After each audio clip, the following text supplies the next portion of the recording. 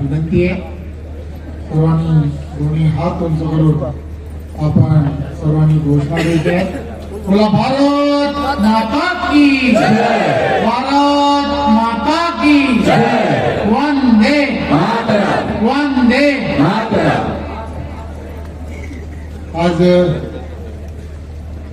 आपण सर्वजण कर्जत नगर परिषदेच्या या सार्वत्रिक निवडणुकीच्या प्रचार सभेसाठी या ठिकाणी एकत्रित जमलो आहोत.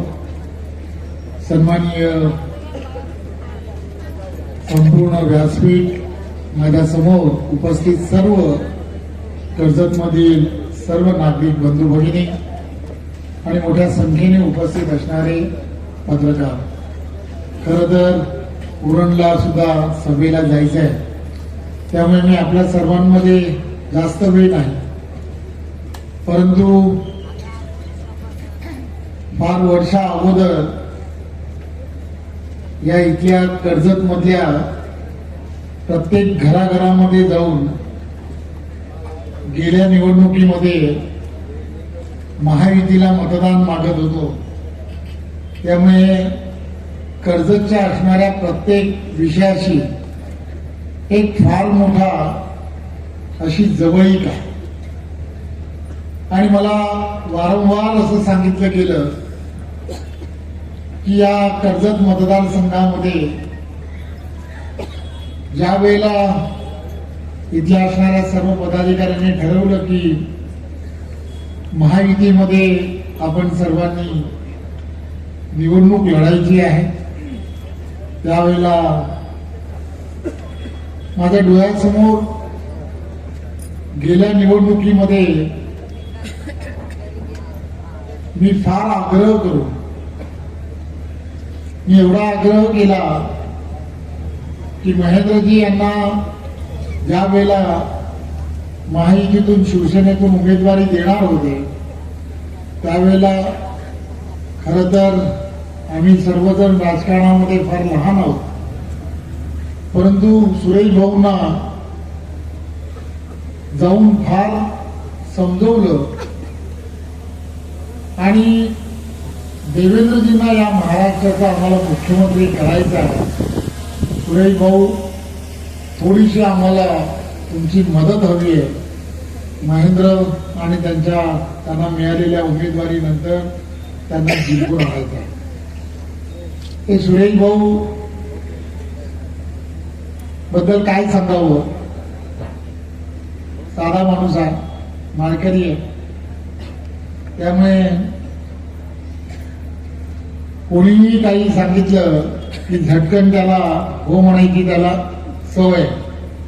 भाऊ एवढं पण सगळ्यांना हो म्हटलं म्हणूनच अडचण तिथे झाली.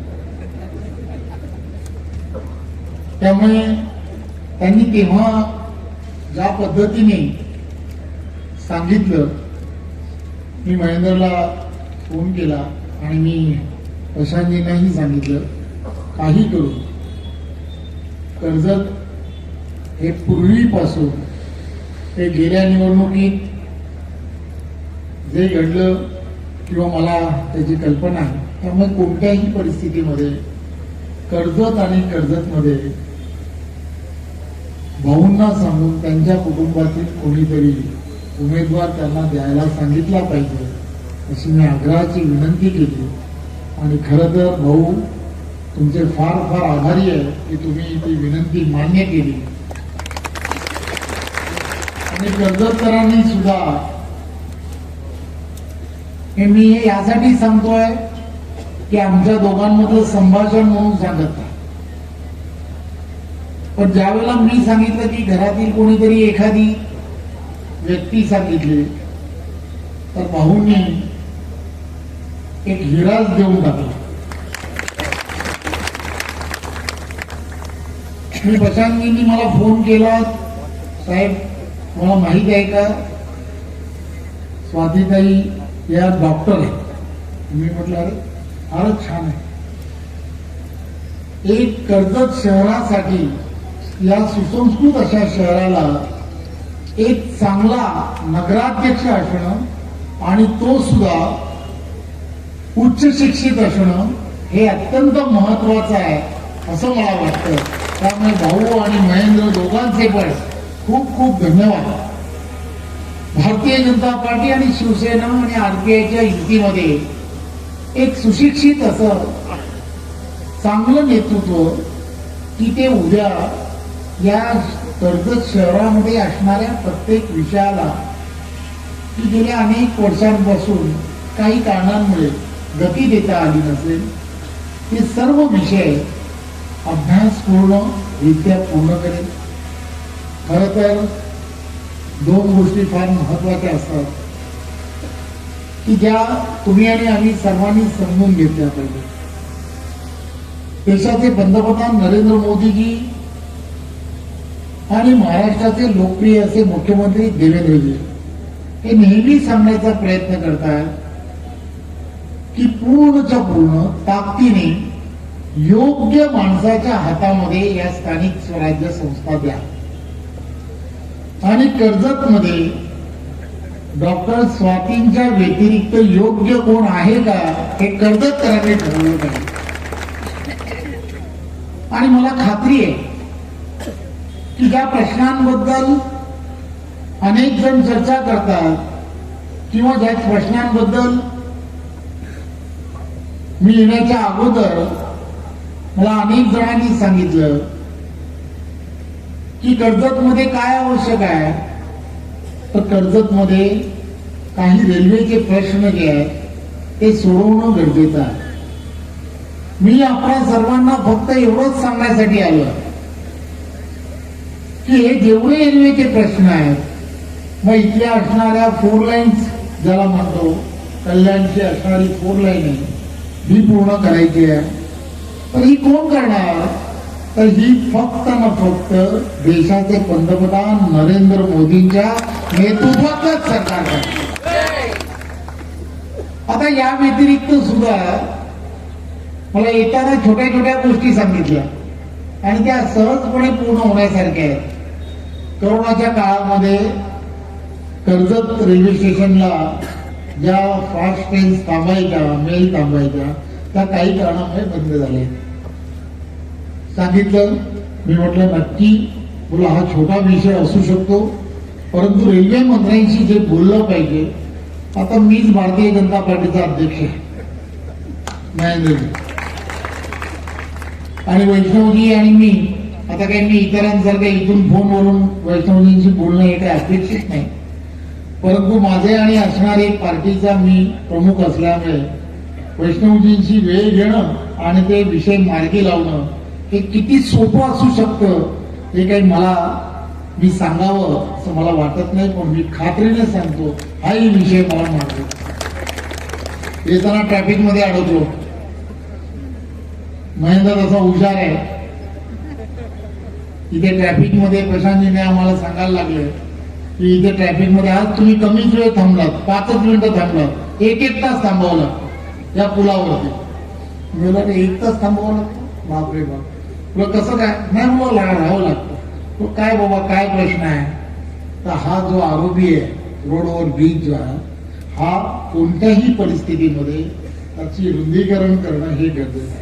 आता हाही विषय एवढा सोपा आहे की तोही गडकरी साहेबांशी आणि संबंधित रेल्वे मंत्र्यांशी मला बोलायचं आहे, कारण तो नॅशनल हायवे आहे. आता गडकरी साहेबांकडे फक्त सांगायचीच खोटी असते. पत्र दिलं की गडकरी साहेब त्याच्यावरती मार्क करतात. त्यामुळे आणि गडकरी साहेबांचा सर्वात आवडता माणूस जर कोण असेल कार्यकर्ता तर रवी चव्हाण व्यतिरिक्त. तर मला राजकारणामध्ये जी काही मंडळी आहेत की ज्यांचे नेहमी शुभेच्छा मला मिळत राहिल्या त्यापैकी गडकरी साहेब. त्यामुळे हे तिन्ही रेल्वेच्या संबंधित असणारे विषय जे आहेत ते येणाऱ्या 2 ते 3 महिन्यात त्या बैठका घेऊन त्याला कसं मार्गस्थ करावं लागेल ते मी नक्की करेन, हे मी तुम्हाला आश्वासित करतो. अनेक विषयांच्या बद्दल जेव्हा आपण विचार करतो तेव्हा एक गोष्ट लक्षात घ्या की देशाचे पंतप्रधान नरेंद्र मोदीजी नेहमी सांगण्याचा प्रयत्न करतात, योग्य व्यक्ती योग्य ठिकाणी असणं अत्यंत गरजेचं आहे. योग्य व्यक्ती योग्य ठिकाणी याचा अर्थ काय की ज्याला समजतं त्यालाच त्याच्या हातामध्ये सर्वच्या सर्व दिलं गेलं पाहिजे. मी अनेक वेळेला असा विचार करतो की आपल्याला असं स्वतःला प्रत्येकाला वाटतं की आपला कार्यकर्ता आपले सगळे लोक कोणीतरी नगरसेवक झाला पाहिजे, कोणीतरी कोणाला वाटतं कोणी आमदार झाला पाहिजे, कोणाला कधी वाटतं कोणाला खासदार झालं पाहिजे. परंतु बघा योग्य व्यक्तींच्या हातामध्ये योग्य गोष्टी ठरल्यानं जायला लागल्या तर किती सोपं होतं ते मी तुम्हाला सांगतो. वंदे भारत मध्ये किती जण बसले आहेत? किती जण बसलेत वंदे भारत? जे बसले नसतील त्यांनी बसा. मी याच्यासाठी सांगतो, बसले नसतील तरी पनवेल स्टेशनवरती जाऊन तरी तिला पहा. योग्य व्यक्ती रेल्वे मंत्री झाला. वैष्णवजी हे काही भारतीय जनता पार्टीचे कार्यकर्ते नव्हते, पण योग्य व्यक्ती, शिकलेला व्यक्ती, जरा कळत होत की मला नाही तर त्याच्या अगोदर कोण होतं तुम्हाला माहिती आहे, सगळ्यांची नाव नाही, तपासून घ्या. तेव्हापासून आजपर्यंत रेल्वेचा विस्तार कशा पद्धतीने व्हायला सुरुवात झाली. नाहीतर काय करता रेल्वेचं बजेट या सगळ्या गोष्टी ज्या पद्धतीने होत्या की आपल्याला असं वाटायचं की हे काम होईल का नाही, तर होणारच नाही असं वाटायचं. योग्य माणसाच्या हातामध्ये योग्य वेळेला नरेंद्र मोदीजींनी ते खातं दिलं. रेल्वेला बघा कोणत्या दिशेला घेऊन जाण्याचं काम हे करण्यात आलं. तुम्ही पाहत असाल ही वंदे भारत ट्रेन असेल किंवा प्रत्येक ट्रेन त्यामध्ये असणारी स्वच्छता असेल, त्या सगळ्या गोष्टी किती गतिमान पद्धतीने आणि किती चांगल्या पद्धतीने व्हायला सुरुवात झाली हे आपण सर्वजण पाहतोय. दुसरं नाव मी अजून एक घेऊ इच्छितो. जयशंकर आपले परराष्ट्र मंत्री. बघा अतिशय शिकलेला माणूस, त्यांना त्या पदावरती त्यांनी नियुक्त केलं. अनेक वर्ष ते त्या खात्यामध्ये अनेकांबरोबर त्यांनी काम केलं होतं. आज आपल्या देशामध्ये आपण पाहतोय, आज जगामध्ये आपण पाहतोय परकीय धोरणांमध्ये जे बदल होऊ लागले आणि आज आपला देश जो आहे सर्व महासत्ता जे आहेत, मग अमेरिका असेल, चीन असेल किंवा इतरही, या सर्व देशांबरोबर या धोरणात्मक दृष्ट्या जे नियम किंवा जी धोरणं ठरवली पाहिजे त्यामध्ये विशिष्ट प्रकारे विचार केला जातो. हे कशामुळे झालंय तर योग्य माणसाला योग्य ठिकाणी बसवल्यामुळे झालंय. मी हे का सांगतोय कळलंय का? किती जणांना कळलंय पत्रकारांनो? योग्य व्यक्ती योग्य शिकलेला माणूस जर योग्य ठिकाणी बसला ना तर तो किती चांगल्या पद्धतीने परिवर्तन घडू शकतो हे आपण सर्वांनी लक्षात घ्या. स्वातीताई ही उच्च शिक्षित आहे. तिने जर या सगळ्या गोष्टीमध्ये तुम्ही जर तिला संधी दिली तर ती तिच्या असणाऱ्या अभ्यासाचा, तिने केलेल्या सर्व विषयाचा एक वेगळ्या पद्धतीने कर्जतच्या विकासाला किती मोठ्या प्रमाणामध्ये हातभार लावू शकते हे आपण सर्वांनी लक्षात घ्या. तुम्हाला आम्हाला सर्वांना ही नगर परिषद अतिशय पारदर्शकपणे ठेवणं हे सुद्धा अत्यंत गरजेचं आहे. आणि ती पारदर्शकता जर तुम्हाला आणायची असेल तर एकदा या सगळ्या विचारामध्ये आपण सर्वांनी देशाचे पंतप्रधान नरेंद्र मोदीजी आणि देवेंद्रजींच्या नेतृत्वात मी आपल्या सर्वांना आज या सभेला या ठिकाणी का उपस्थित आहे त्याचं कारण काय?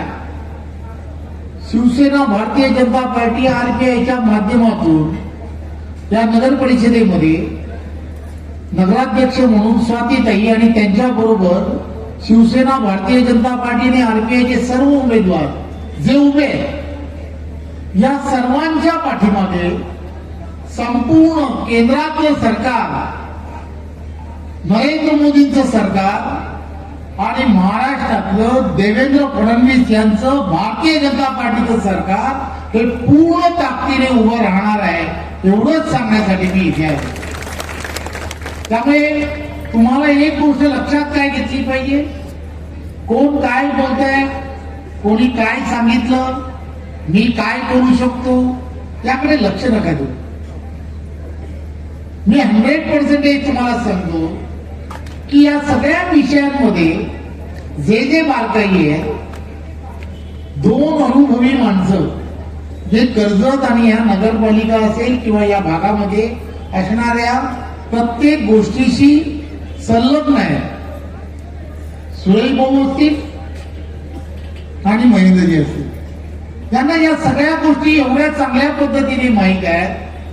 दोघं जण बघा, मांडीला मांडी लावून दोघं जण एकत्रपणे काम करत आहेत.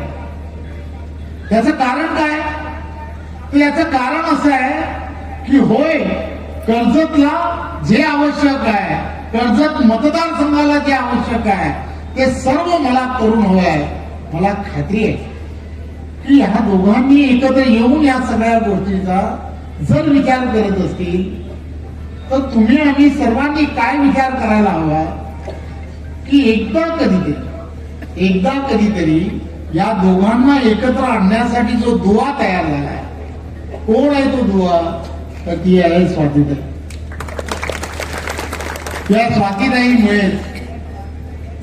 या स्वातीताईमुळेच ही सर्व मंडळी एकाच व्यासपीठावरती दिसतात. दोघेही एकत्रपणे कर्जतचा विकास विचार करतात. त्यामुळे संधी ही कोणाला दिली पाहिजे हे तुम्ही आणि आम्ही सर्वांनी पहिल्यांदा ठरवलं पाहिजे. मी खात्रीने आपल्याला सांगतो की अनेक महसूल विषयातले पण अनेक प्रश्न आहेत आणि सरकारमध्ये असणारा प्रत्येक प्रश्न जो आहे, मग तो केंद्रातला असो किंवा राज्यातला असो, स्वातीताई तिथला असणारा प्रत्येक प्रश्न तुम्ही घेऊन माझ्याकडे या. तुम्ही 100% नगराध्यक्ष तर होणारच आहात, यात काही शंका नाही. परंतु सर्व नगरसेवकांना घेऊन माझी पुन्हा एकदा विनंती काय, मी विनंतीच करतोय की आपण सर्वांनी हे पॅनल जे आहे, हे सर्वच्या सर्व पॅनल, जिथे धनुष्यबाण आहे तिथे धनुष्यबाणाचं बटन दाबा, जिथे कमळ आहे तिथे कमळाचं बटन दाबा. ज्या ज्या ठिकाणी त्या पद्धतीने आपल्याला मतदान करायचं. याचं कारण असं आहे की एकदा मला सुद्धा पूर्ण विश्वासाने सांगता आलं पाहिजे की मी महायुतीचा प्रचार करायला कर्जतमध्ये गेलो होतो आणि त्या कर्जतकरांनी पूर्ण विश्वास महायुतीवरती ठेवला आणि त्यामुळे हे सगळं यश आहे. आणि हे जेव्हा तुम्ही कराल, तुम्ही करणारच आहात. 2 तारखेला सकाळपासून लवकरात लवकर सगळ्यांनी उठून, मग व्यापारी असो किंवा प्रत्येक जण, प्रत्येकाने आपलं मतदान धनुष्यबाण आणि कमळाला कराल. त्यावेळेला आपलं मतदान हे नरेंद्र मोदीजींना होणार आहे, आपलं मतदान हे देवेंद्रजींना मुख्यमंत्री म्हणून होणार आहे आणि महायुतीला होणार आहे. हे आपण सर्वांनी लक्षात ठेवा. आणि पुन्हा एकदा आपल्याला सर्वांना 2 तारखेच्या आणि त्यानंतरच्या 3 तारखेच्या सुद्धा खूप खूप शुभेच्छा. जय हिंद, जय महाराष्ट्र.